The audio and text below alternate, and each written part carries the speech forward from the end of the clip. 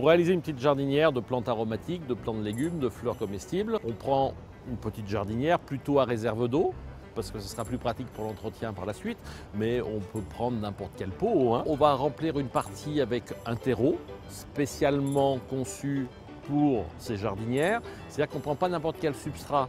Il y a des terreaux où c'est que de la tourbe, les plantes n'ont rien à manger, c'est difficile à arroser, où on peut composer son terreau soi-même avec sa terre de jardin, si on a un jardin, plus un peu de compost. Ensuite, on va installer ces godets à l'intérieur. Les godets, c'est quoi? C'est des petits pots avec les plantes.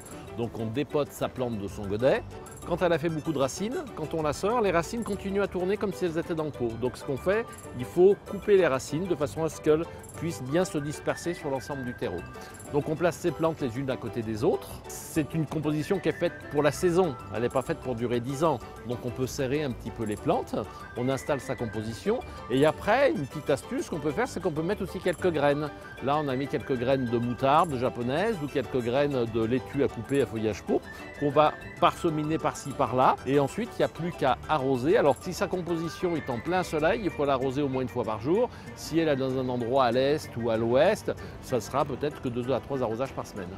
Comme plante dans ces jardinières, dans ces potées, ce que je trouve intéressant, c'est de mélanger à la fois un fruit et un légume. On peut mettre un plant de fraisier, ça marche très très bien.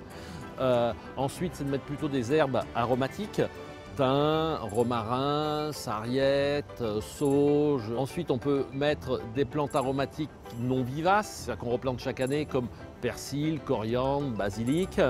Et en légumes, ce qui va bien marcher, c'est de mettre des salades à couper, et que ce soit des laitues, que ce soit de la chicorée, que ce soit des moutardes japonaises. L'intérêt d'une petite jardinière comme ça en ville, il est double. Il y a un intérêt personnel où on va couper ces petites fleurs, ces petites feuilles aromatiques qu'on va mélanger à sa salade. Donc on va vraiment se faire plaisir, ce sera joli à la vue. Et en même temps, si chaque citadin a une jardinière à Paris, en Ile-de-France, ça fait juste 10 millions de jardinières, vous aurez forcément une faune qui va se développer, des insectes, des abeilles qui vont venir. Et plus Paris, plus les villes seront vertes, plus il y aura de verdure, plus on fera chuter les températures l'été, plus quand il va pleuvoir, les toitures qui sont végétalisées vont absorber l'eau, vont rejeter l'eau dans l'atmosphère. C'est-à-dire que d'avoir un petit espace vert, ça devient un geste citoyen.